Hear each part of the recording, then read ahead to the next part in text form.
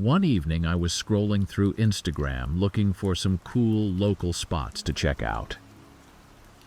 I came across an account called Hidden Secrets, which posted pictures of lesser-known places in the city. The account was filled with eerie, atmospheric photos of abandoned buildings, hidden alleyways, and forgotten landmarks. I was intrigued and decided to follow it. A few days later, Hidden Secrets posted a new photo of an old, decrepit building with a caption that caught my attention. It mentioned an old hospital on the Lower East Side that had been abandoned for decades, with a warning that many had ventured inside but few had made it out unscathed. The caption said to DM for the location. I was a sucker for urban exploration, and the idea of visiting an abandoned hospital was too tempting to resist. I sent a DM to the account, asking for the location. Within minutes, I received a reply with an address and a warning to be careful, as it wasn't safe inside, and a strong recommendation not to go alone. I brushed off the warning as an attempt to add to the mystery and excitement. I decided to check it out the next day, figuring it would make for some great Instagram content. The following afternoon, I made my way to the address on the Lower East Side. The building was easy to spot. A large, crumbling structure with boarded-up windows and graffiti-covered walls. The neighborhood was surprisingly quiet, adding to the eerie atmosphere. I found a way inside through a broken window and carefully climbed in. The interior was dark and musty, with debris scattered everywhere. The air was thick with the smell of decay. I took out my phone and started snapping pictures, eager to document my adventure. As I made my way through the building, a feeling of not being alone settled in. The creaking floors and distant echoes only heightened my sense of unease. I reached the main hallway and noticed a series of old patient rooms. Curious, I peeked into each one, finding nothing but dust and broken furniture. In the last room, however, I found something that made my blood run cold. There was a small, makeshift bed in the corner with a pile of dirty blankets and a few personal items scattered around, a book, some clothes, and a half-eaten meal. Someone had been living here. I quickly snapped a photo and backed out of the room, my heart pounding. I decided it was time to leave. As I made my way back to the entrance, I heard footsteps behind me. I froze, straining to listen. The footsteps grew louder, and I turned to see a figure emerging from the shadows. It was a man, disheveled and wild-eyed, muttering to himself. Panic set in, and I turned to run. The man shouted something unintelligible and started to chase me. I bolted down the hallway, desperately trying to remember the way out. My mind raced as I navigated the dark, twisting corridors.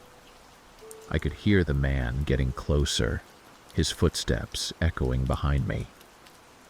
Finally, I spotted the broken window and dove through it, landing hard on the pavement outside. I scrambled to my feet and ran down the street, not daring to look back.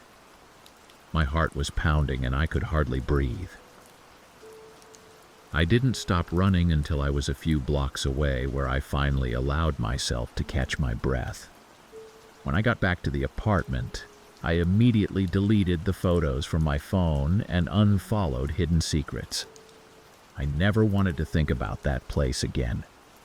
A few days later, I received a DM from the account saying that I was lucky to have made it out because not everyone does. I blocked the account and tried to put the whole experience behind me. The days following the incident were a blur. I couldn't focus on anything. The memory of that place haunted me, and every time I tried to sleep, I would see the wild eyes of the man chasing me. I decided to keep myself busy, thinking that maybe if I filled my days with enough activity, I could push the memory away. I spent my days exploring the more mainstream attractions of New York. I visited Central Park, the Metropolitan Museum of Art, and took a ferry to see the Statue of Liberty. But no matter where I went, I couldn't shake the feeling of unease that had settled in my chest. The crowded streets and constant noise of the city, which usually invigorated me, now felt overwhelming. One evening, I was having dinner at a small cafe in Soho when my phone buzzed with a notification. It was another DM from Hidden Secrets, despite having blocked the account. This time, the message was more cryptic, hinting at the deep secrets of the city and warning me to be careful where I tread. I felt a chill run down my spine and immediately blocked the account again. I told myself it was just someone trying to mess with me, but the timing felt too perfect to be a coincidence. A few days later, I received another DM, this time from a different account. The message simply stated that I was being watched. I felt my stomach drop. It was as if someone was monitoring my every move. I began to feel paranoid, constantly looking over my shoulder and checking my surroundings. Every time I saw someone with a phone, I wondered if they were taking pictures of me or tracking my location. I decided to take a break from social media altogether. I deleted the apps from my phone and tried to disconnect from the digital world. But the fear and paranoia stayed with me. I found myself avoiding certain areas of the city, especially those with fewer people or darker alleys. The vibrant, bustling city I had once loved now felt like a labyrinth of shadows and unseen eyes. One night I woke up to the sound of my phone buzzing incessantly. Groggy and disoriented, I reached for it and saw that I had dozens of notifications. They were all from Instagram, despite having deleted the app. My heart raced as I saw that they were all DMs from Hidden Secrets. The messages were all variations of claims that I was being watched and could not hide. In a panic, I turned off my phone and tried to go back to sleep, but it was no use. I lay in bed, staring at the ceiling, feeling more trapped and vulnerable than ever. I knew I had to do something, but I didn't know what. I considered going to the police, but what could I tell them? That I was being harassed by someone on Instagram? It felt ridiculous and hopeless. The next morning, I decided to take a drastic step. I packed my bags and left the apartment, moving to a hotel in a different part of the city. I needed to get away to find some sense of security and peace. I chose a hotel with good security and made sure to use an alias when checking in. I even went as far as to get a new phone number, hoping to sever any connections the stalker might have had to me. For a while, things seemed to calm down. I avoided social media completely and focused on enjoying the rest of my stay in New York. I reconnected with some old friends and even met a few new ones, slowly regaining a sense of normalcy. But the fear never completely left me. I was always on edge, waiting for the next message, the next sign that I was being watched.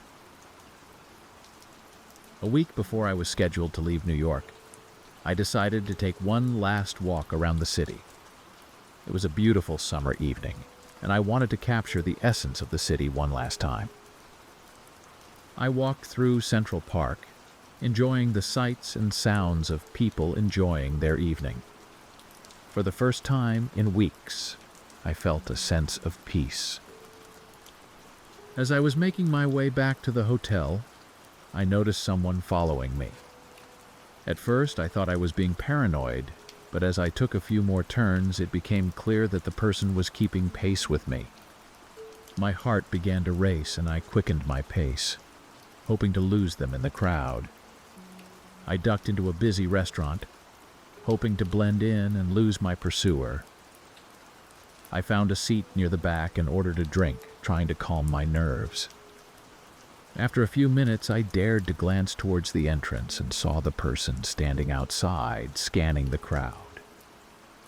It was the man from the abandoned hospital. My blood ran cold. How had he found me? What did he want? I watched as he paced back and forth, clearly searching for me. I knew I had to act fast. I slipped out the back entrance of the restaurant and started running, not caring where I was going as long as it was away from him. I ran through the streets, my mind racing with fear and adrenaline. I eventually found myself at a subway station and quickly bought a ticket, hoping to lose him in the maze of trains and tunnels.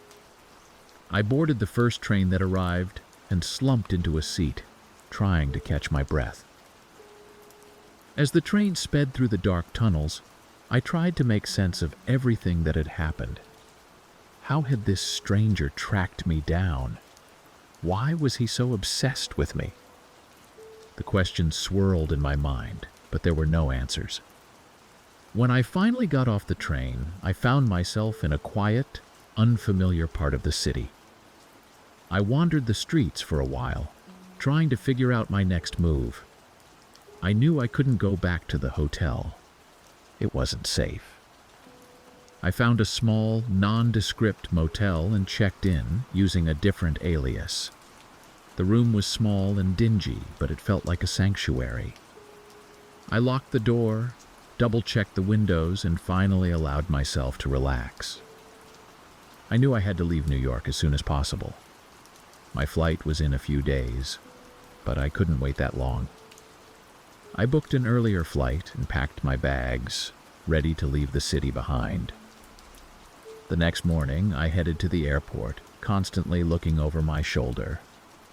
The flight back home felt like the longest journey of my life. I couldn't relax until the plane was in the air, and even then I was on edge, wondering if the nightmare would follow me. When I finally arrived home, I felt a sense of relief wash over me. I was safe, far away from the man who had turned my dream trip into a nightmare. But the experience left a lasting impact. I was more cautious, more aware of my surroundings.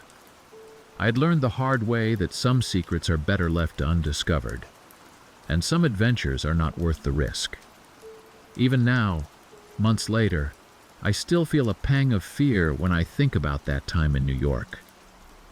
I occasionally get a random follow request or message from a strange account on Instagram, and it sends a shiver down my spine. I've become more vigilant with my online presence, ensuring my privacy settings are as tight as possible and avoiding interactions with unknown accounts. I've also taken up some new hobbies to keep my mind occupied and to help me move past the ordeal. I've started learning photography, focusing on capturing the beauty of nature and architecture in my hometown. It's a therapeutic way to channel my love for exploration without putting myself in dangerous situations. I still visit New York occasionally, but my visits are different now. I stick to the well-trodden paths, the busy streets, and the places where I feel safe. The city still holds its charm, but I view it with a more cautious eye. My fascination with the hidden and unknown has been tempered by the harsh reality of my experience. One positive outcome of this whole ordeal is the connection I made with the friends and family who supported me through it. Their concern and care reminded me of the importance of having a strong support system. I've become closer to them and more open about my fears and experiences, which has helped me heal. As for hidden secrets, the account seems to have vanished. I haven't seen any new posts or heard from them since that last DM. I sometimes wonder if anyone else has fallen into the same trap. But I hope my story serves as a warning to others. A couple of years ago, I decided to take a solo trip to San Francisco. I'd always been fascinated by the city's eclectic mix of old and new, its iconic landmarks, and vibrant culture. I rented a small apartment in a quiet neighborhood near Golden Gate Park. The place was perfect, cozy, with a fantastic view of the park and just a short walk from the ocean. One evening, while relaxing after a day of sightseeing, I scrolled through Instagram, looking for inspiration on places to visit next. I stumbled upon an account called Urban Explorers. The account featured stunning photos of hidden gems around the city, from forgotten buildings to secret tunnels. The photos were captivating, and I decided to follow the account to add some unique spots to my itinerary. A few days later, urban explorers posted a photo of an old, dilapidated mansion. The caption mentioned that the mansion, located on the outskirts of the city, had been abandoned for years. It hinted at a dark past, saying that the previous owner had vanished under mysterious circumstances. Intrigued by the history and the promise of a unique adventure, I decided to visit the mansion the next day. Early the following morning, I set off, armed with my camera and a sense of excitement. The mansion was located in a secluded area surrounded by overgrown trees and shrubs. The building was massive, with broken windows and ivy climbing up its walls. Despite its state of decay, the mansion had a certain eerie charm that drew me in. I found a way inside through a side door that had been left ajar. The interior was just as neglected as the exterior, with dust and cobwebs covering every surface. The air was stale, and the only sounds were the creaking of the old floorboards and the occasional rustle of leaves outside. I started exploring, taking pictures of the eerie, forgotten rooms. As I ventured deeper into the mansion, I found a grand staircase leading to the upper floors. I climbed the stairs carefully, each step producing a loud creak. On the second floor, I discovered a long hallway lined with portraits of stern-looking individuals. The faces seemed to follow me as I walked past, adding to the unsettling atmosphere. At the end of the hallway, I found a large, ornate door. Pushing it open, I entered what must have been the master bedroom. The room was in a state of disarray, with furniture overturned and personal items scattered across the floor. I took a few photos and then noticed a small door partially hidden behind a wardrobe. Curious, I moved the wardrobe aside and opened the door. It revealed a narrow staircase leading down into darkness. Despite the ominous feeling, my curiosity got the better of me, and I decided to descend the stairs. The steps were steep and creaky, and the air grew colder as I went down. At the bottom, I found myself in a small, dimly lit room. The walls were lined with shelves filled with old books and trinkets. In the center of the room was a large wooden table covered in dust. I brushed off some of the dust and saw that the table was covered in strange symbols and markings. It looked like some sort of ritualistic setup, which made me feel uneasy. As I was about to take a photo, I heard a noise behind me. I turned around and saw a shadow move across the room. My heart raced as I shone my flashlight in the direction of the shadow, but there was nothing there. I quickly took a few photos and decided it was time to leave. As I climbed back up the stairs, I heard footsteps behind me. I froze, listening intently. The footsteps grew louder, and I felt a surge of panic. I hurried up the stairs and back into the master bedroom, slamming the door behind me. I listened at the door, but the footsteps had stopped. My mind raced with thoughts of what could be down there. I made my way back through the mansion, trying to stay calm. Every creak and rustle made me jump, but I managed to find my way out. I ran to my car and drove back to my apartment, my heart still pounding. When I got back, I reviewed the photos I had taken, hoping to find some explanation for the strange events. In the photos of the basement room, I noticed something chilling. In the background of one of the photos, I could see a figure standing in the shadows. It was faint but unmistakable. Someone had been down there with me. I felt a surge of fear and immediately deleted the photos from my phone. I didn't want any reminders of that place. Over the next few days, I couldn't shake the feeling of unease. I kept the curtains drawn and double-checked the locks on the doors and windows. I told myself it was just my imagination, but the fear lingered. I decided to avoid any more urban exploration for the rest of my trip and stuck to the well-known tourist spots. One evening I received a notification from Instagram. It was a message from urban explorers. The message congratulated me on my bravery and mentioned that few people had ventured as far as I did in the mansion. It also included a warning to be cautious and to watch my back. I felt a cold shiver run down my spine and immediately blocked the account. Despite my precautions, I couldn't escape the sense of being watched. I would catch glimpses of shadows moving outside my window or hear faint whispers in the middle of the night.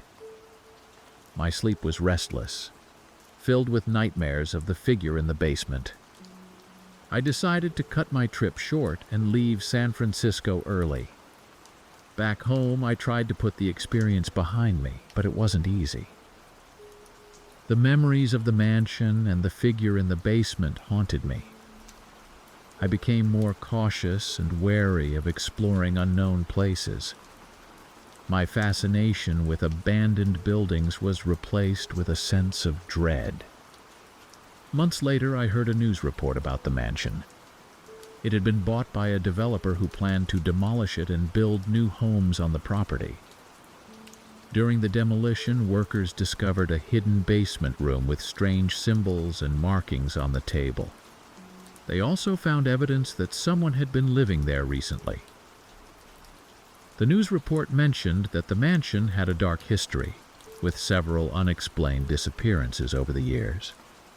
The previous owner, who had vanished, was suspected of being involved in occult practices. The discoveries during the demolition only added to the mystery surrounding the mansion. Hearing the news brought back all the fear and unease I had felt during my visit. I realized how lucky I had been to make it out of there unharmed. In the days that followed my return home, I couldn't help but think back on the sequence of events. I often found myself mulling over the details, piecing together clues and attempting to make sense of the eerie experience. Why had the Instagram account led me to that mansion? Was it all an elaborate prank, or was there something more sinister at play? I began researching the mansion's history in more detail. Late nights found me scouring old newspapers and online archives, looking for any information that might shed light on the mysterious property. I discovered that the mansion had a reputation among locals as a haunted and cursed place.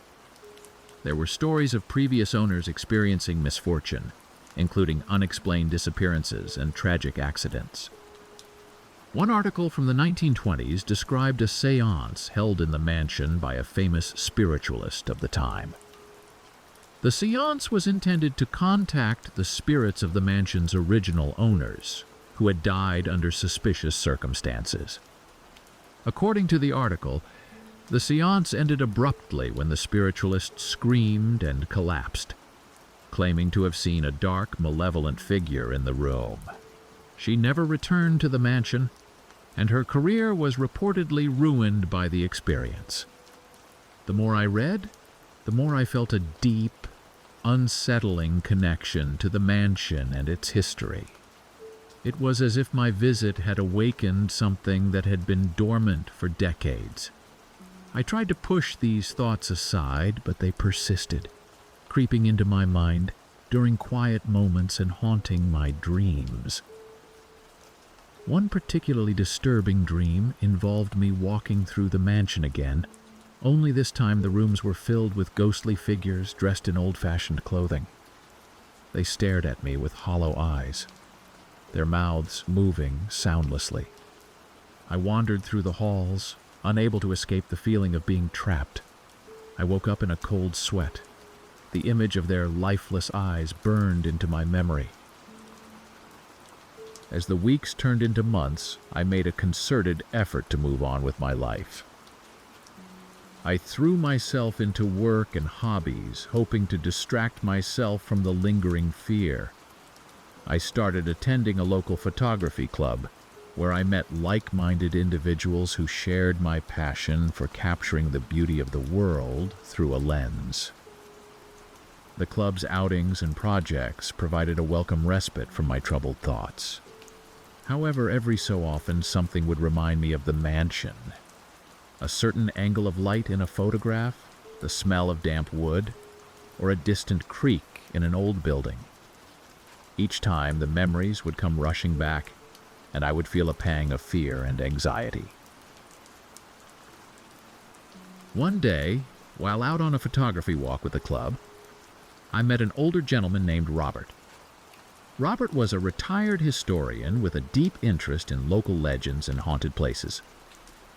We struck up a conversation, and I found myself sharing my experience at the mansion. Robert listened intently, nodding thoughtfully as I recounted the details. After I finished, Robert suggested that we look into the mansion together. He believed that understanding its history might help me find some closure. I was hesitant at first, but Robert's genuine interest and calm demeanor reassured me. We agreed to meet the following week to begin our research. Over the next few months, Robert and I delved deep into the mansion's past. We uncovered records of its construction in the late 1800s, funded by a wealthy industrialist named Jonathan Blackwood. Blackwood had built the mansion for his family, but tragedy struck shortly after they moved in. His wife and children died in a mysterious fire, and Blackwood himself vanished soon after. Rumors of occult practices and dark rituals began to circulate, tarnishing the mansion's reputation. We also discovered that several subsequent owners had met untimely deaths or suffered financial ruin. The mansion seemed to be a magnet for misfortune, and it wasn't long before it was abandoned altogether. The property changed hands multiple times, but no one could hold on to it for long. Each new owner reported strange occurrences and an overwhelming sense of dread. As we pieced together the mansion's history, I couldn't help but feel a growing sense of dread. The more we learned, the more it seemed that the mansion was cursed. But Robert's calm, methodical approach helped keep my fear in check.